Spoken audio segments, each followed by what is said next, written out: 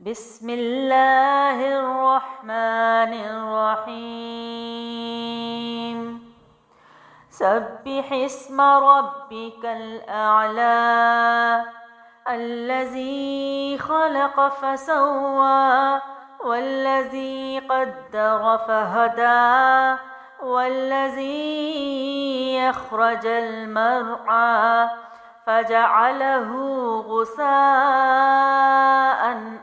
أحوى سنقرئك فلا تنسى إلا ما شاء الله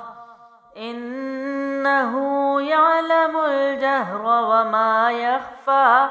ونيسرك لليسرى فذكر إن نفعت الذكرى سيذكر من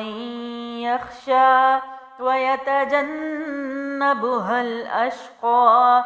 الذي يصلى النار الكبرى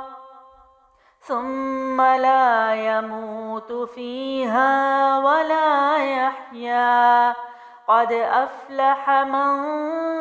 تزكى وذكر اسم ربه فصلى بل تؤثرون الحياة الدنيا والآخرة خير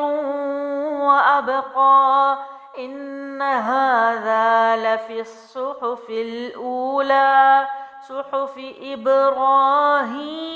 وموسى.